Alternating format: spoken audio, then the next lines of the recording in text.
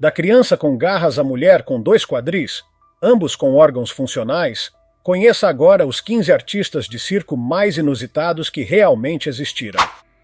Número 15. O Menino Lagosta. Grady Stiles Jr., que ficou eternizado como o famoso Menino Lagosta, nasceu com uma condição genética bastante rara chamada ectrodactília. Essa anomalia afeta o desenvolvimento dos membros, fazendo com que os dedos das mãos e dos pés se fundam de forma peculiar, criando um aspecto semelhante a garras ou pinças, como as de uma lagosta. Grady fazia parte da 4ª geração de sua família a nascer com essa deformidade. A síndrome parecia perseguir os Stiles como uma herança genética inescapável. Desde pequeno, ele já estava inserido no mundo das excentricidades e espetáculos. Seu pai, que também tinha a mesma condição, trabalhava em um show de aberrações e acabou facilitando o ingresso precoce de Grady nesse universo.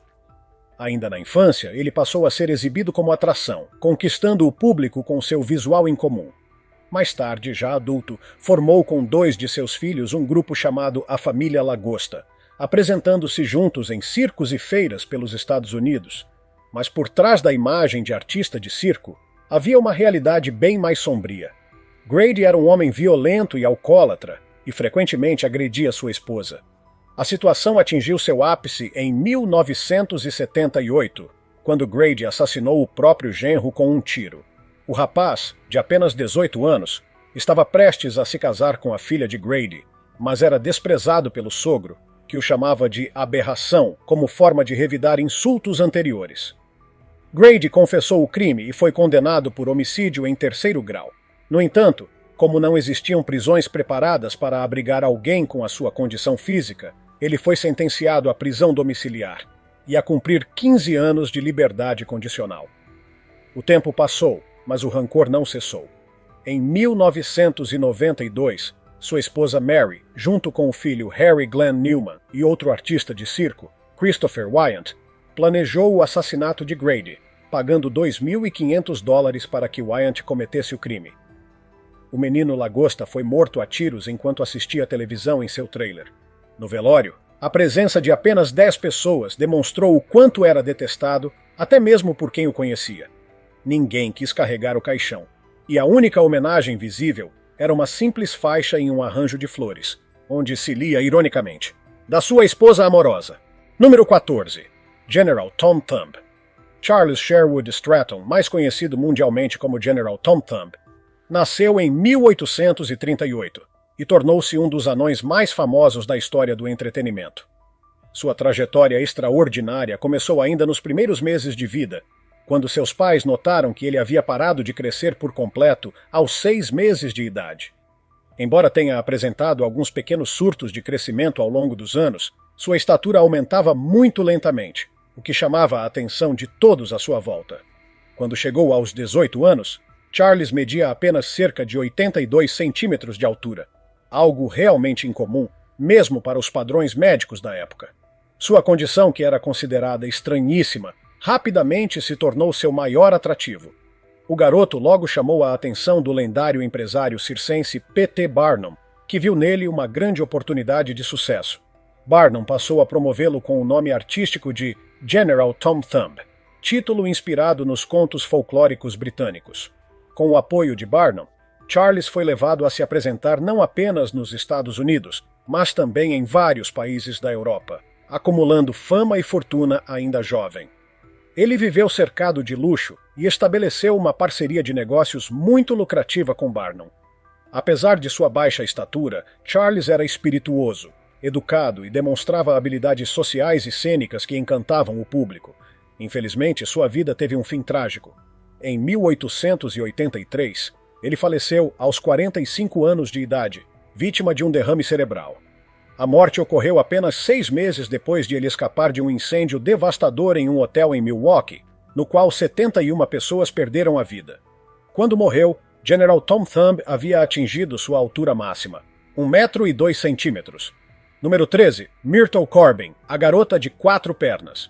Myrtle Corbin, apelidada como a garota de 4 pernas do Texas, nasceu com uma condição médica extremamente rara e surpreendente chamada duplicação de Pella.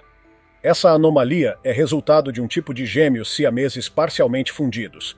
o que fez com que ela tivesse 2 quadris separados, cada um com seu próprio conjunto de pernas, sendo que o segundo par era menor e menos desenvolvido. O curioso é que Myrtle conseguia movimentar essas pernas menores com certa facilidade, o que a tornava ainda mais impressionante aos olhos do público e dos médicos da época. Seu pai, percebendo o fascínio que a filha despertava nos vizinhos e nas pessoas ao redor, começou a exibi-la para os curiosos em troca de dinheiro.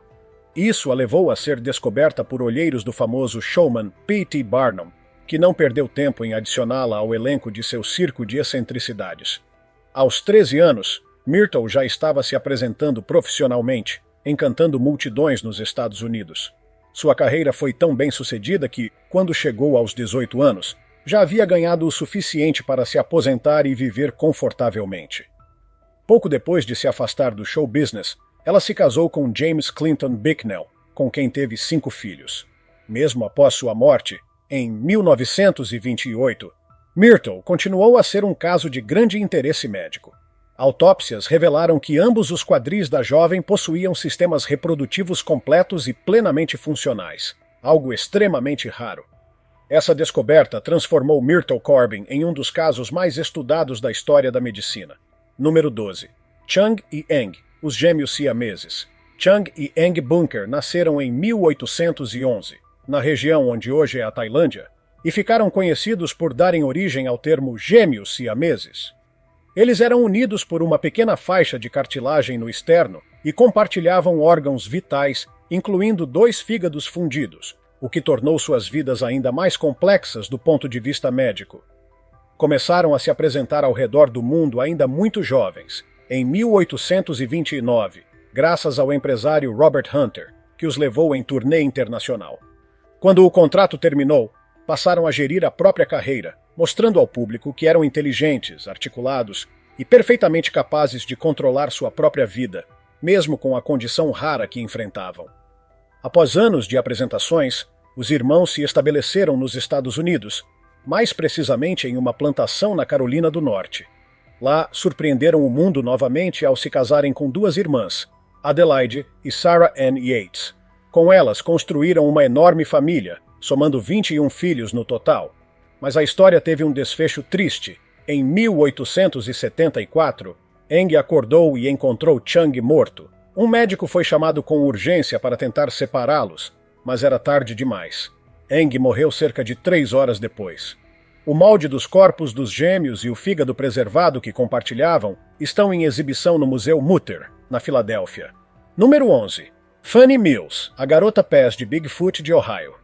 Fannie Mills era uma mulher aparentemente comum, nascida na Inglaterra e criada em Sussex, que migrou ainda jovem com a família para Sandusky, Ohio.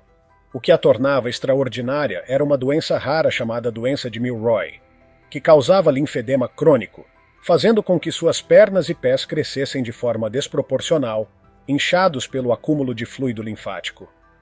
Enquanto o resto de seu corpo era pequeno e frágil, ela pesava cerca de 52 quilos. Seus pés mediam aproximadamente 48 centímetros de comprimento por 18 de largura. Para calçá-los, era necessário fabricar sapatos tamanho 30, feitos sob medida com pele de 3 cabras. Ela começou a se apresentar em 1885, ao lado da enfermeira Mary Brown, que a ajudava a se locomover.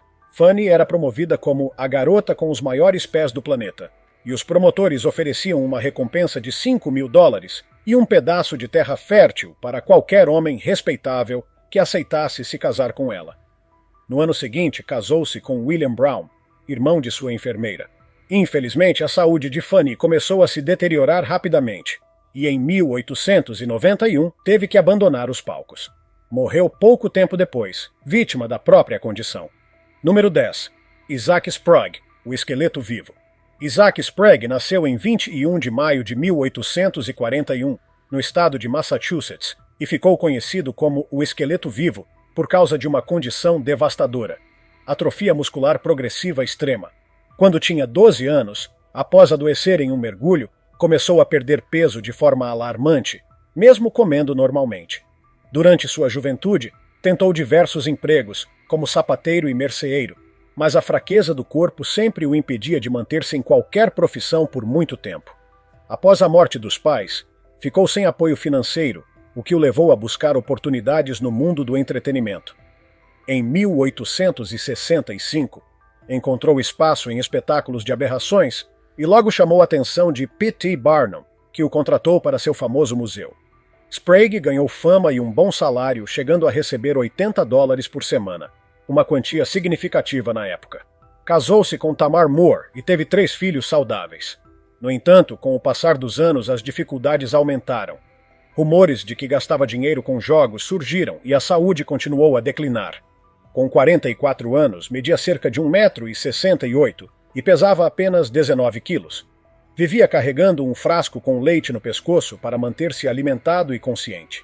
Morreu em 5 de janeiro de 1887, em Chicago, vítima de asfixia. Sua vida trágica e corajosa abriu caminho para outros artistas com condições semelhantes.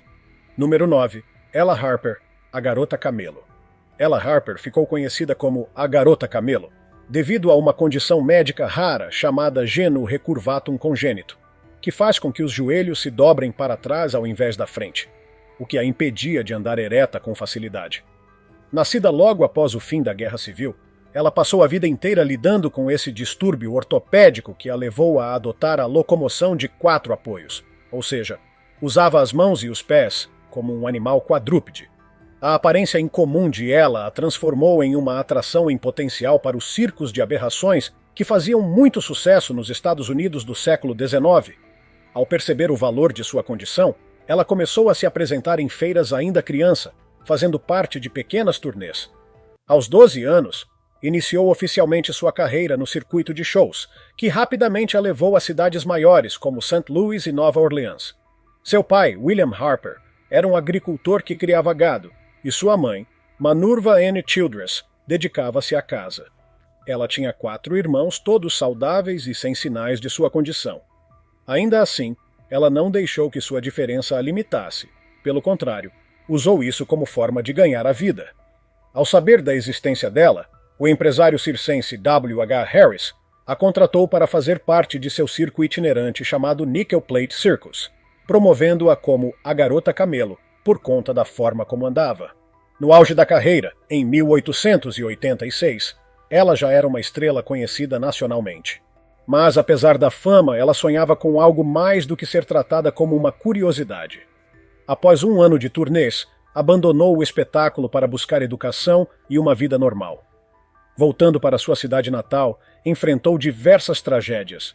O pai morreu em um incêndio doméstico por volta de 1890, e seu irmão Willie faleceu alguns anos depois. Ela encontrou amor ao lado de Robert Seeley, um professor que também trabalhava como escriturário em uma loja de fotografia. Os dois se casaram em 28 de junho de 1905. No ano seguinte, tiveram uma filha, Mabel Evans Saville, que infelizmente morreu com apenas 6 meses de idade. Posteriormente, mudaram-se para o condado de Davidson e acolheram a mãe de Ella. Em 1918, adotaram uma menina chamada Jewel, mas o destino cruel voltou a agir. A criança faleceu apenas 3 meses após a adoção. Já doente com câncer no cólon, Ella Harper morreu em 19 de dezembro de 1921, aos 35 anos, sendo enterrada ao lado das 2 filhas. Apesar de ser lembrada principalmente como a Garota Camelo, ela teve uma vida cheia de luta, amor e determinação. Número 8. Schlitzie, o Cabeça de Alfinete. Poucos personagens do mundo dos espetáculos de aberrações causam tanta comoção quanto Schlitzie, também conhecido como o Cabeça de Alfinete. Sua história é envolta em mistério, começando com incertezas sobre seu nome verdadeiro, que pode ter sido Simon Metz ou Schlitz Sertis, e até mesmo sobre seu local de nascimento, possivelmente o Bronx, Nova York, por volta de 1901, conforme consta em seu certificado de óbito. Schlitzie nasceu com microcefalia, uma condição neurológica que reduz drasticamente o tamanho do crânio e o desenvolvimento cerebral. Isso fez com que ele tivesse a capacidade cognitiva de uma criança de 3 a 4 anos, mesmo sendo adulto. Sua fala era limitada a frases curtas, e ele possuía um crânio pequeno e deformado, além de baixa estatura. Tudo isso o transformou em uma figura de destaque nos circos da época. Passou por diversos circos e foi apresentado ao público como mulher, embora fosse biologicamente homem. Isso se devia tanto a seu vestuário, geralmente vestidos, quanto à praticidade. Os trajes facilitavam a troca de fraldas, já que Schlitzie era incontinente. Durante décadas, trabalhou com os maiores circos dos Estados Unidos, como Ringling Brothers, Barnum and Bailey, Tom Mix Circus, Clyde Beatty Circus e outros. Em 1936, um treinador de chimpanzés chamado George Surtees tornou-se seu tutor legal, cuidando dele com carinho paternal. Essa relação trouxe estabilidade à vida de Schlitzie até a morte de Surtees em 1965. Com o falecimento do tutor, a filha de Surtees o internou em uma instituição psiquiátrica em Los Angeles, sem maiores explicações. Durante uma visita ao hospital, o artista circense Bill Unks reconheceu Schlitzie e ficou indignado ao vê-lo internado. Lutou para se tornar seu novo responsável legal e conseguiu. Schlitzie voltou aos palcos, agora como parte da trupe de Unks, e fez suas últimas apresentações com o circo Doric International antes de se aposentar. Mesmo aposentado, Schlitzie gostava de interagir com as pessoas. Alimentava patos no MacArthur Park, em Los Angeles, encantando quem passava. Faleceu em 1971, sem ter posses ou moradia fixa.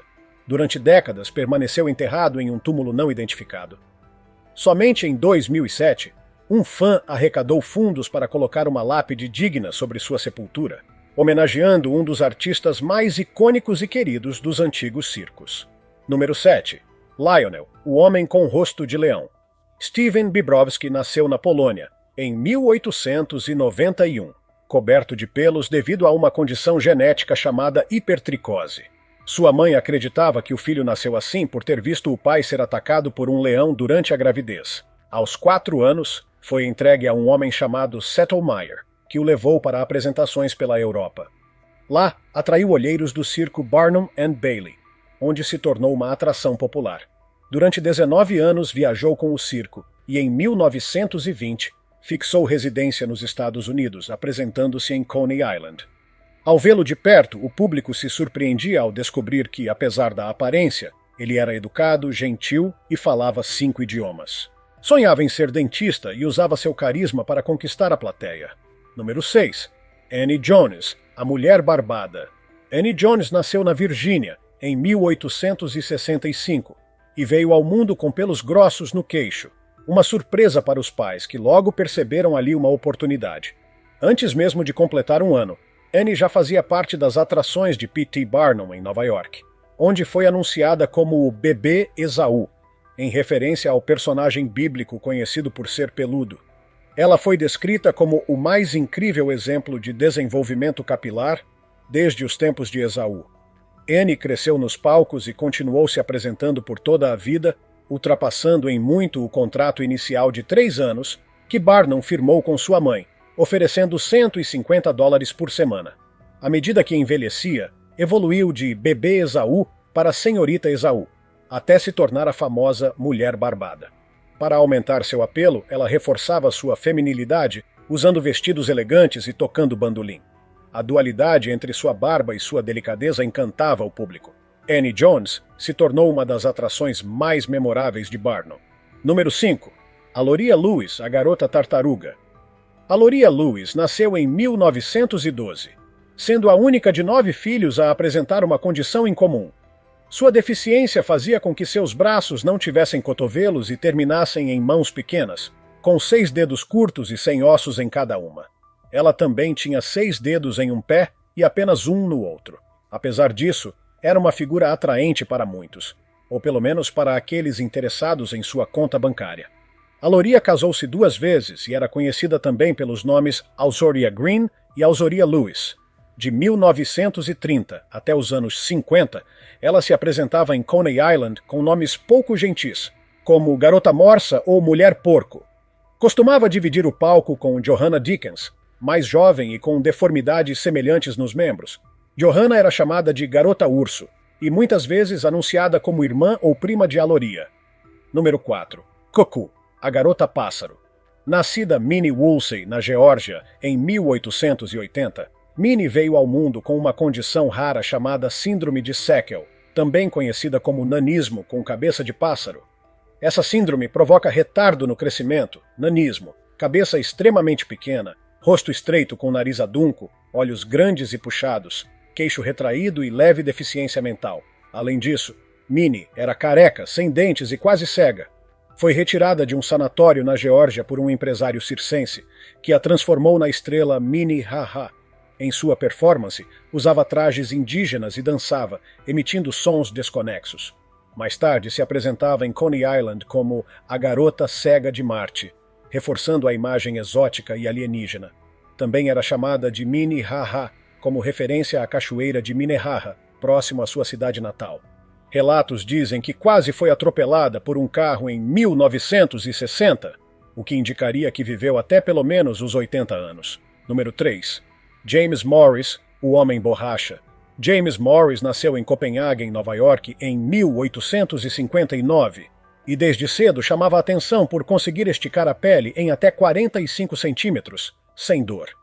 Sua habilidade era tão impressionante que, quando entrou para o exército, os oficiais o usavam como atração para entreter visitantes e jornalistas.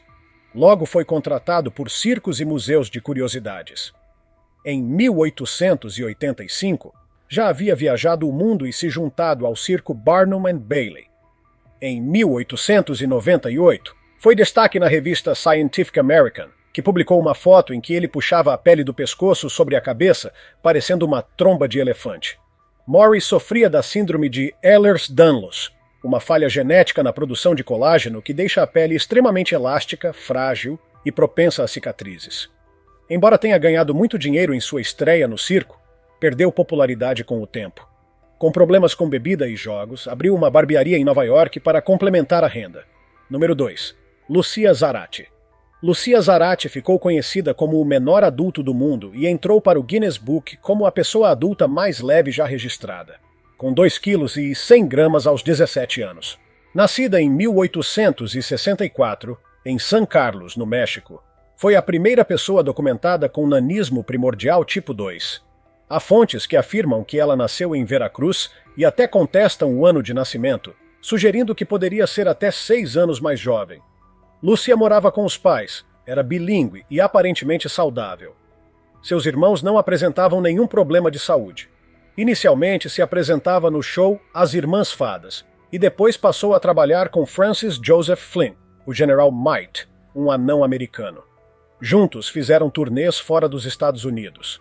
Em 1889, foi anunciada pelo Washington Post como a incrível anã mexicana e fazia muito sucesso, usando roupas sob medida e joias caras. Embora preferisse se apresentar na costa leste, onde o público era mais denso, acabou aceitando um contrato para atuar em São Francisco. No inverno de 1890, o trem em que viajava ficou preso nas montanhas por uma tempestade de neve. Apesar dos esforços dos pais, Lucia morreu de hipotermia em 28 de janeiro daquele ano. Número 1. Pascal Pignon, o mexicano de 2 cabeças. Pascal Pignon foi promovido como o mexicano de 2 cabeças e trabalhou com o circo Cels Floto no início dos anos 1900. Diziam que ele havia fugido do México após perder sua fazenda para Pancho Villa. A ideia era que sua deformidade, uma segunda cabeça imóvel no topo da própria, havia lhe rendido dinheiro suficiente para sustentar a esposa e os 7 filhos. A suposta segunda cabeça, no entanto, era falsa. Pascal era um operário ferroviário do Texas com um grande tumor benigno no crânio. Um promotor o encontrou em 1917 e decidiu criar uma cabeça extra, usando uma máscara de cera colocada sobre o tumor. Assim nasceu o personagem do mexicano de 2 cabeças. Alguns rumores diziam que a máscara era feita de prata e teria sido implantada cirurgicamente, e que isso o levou à loucura. Mas essas histórias são, provavelmente, invenções do circo. Após anos de apresentações, o gerente do Cels Floto pagou pela remoção do tumor e Pascal retornou ao Texas. Depois disso, seu destino é incerto. Provavelmente voltou à sua vida comum de trabalhador. Essas histórias bizarras e comoventes nos lembram que, por trás das cortinas dos espetáculos e das atrações de feira, havia seres humanos reais, com sonhos, medos, amores e tragédias. Muitos enfrentaram o preconceito com coragem e usaram suas condições únicas como forma de ganhar a vida e deixar sua marca no mundo. Se tiver gostado do vídeo, Deixe seu like e inscreva-se em nosso canal para acompanhar todas as novidades. Continue por aqui e assista a mais vídeos clicando em um desses vídeos que estão aparecendo na sua tela. Cuidem-se, amigos!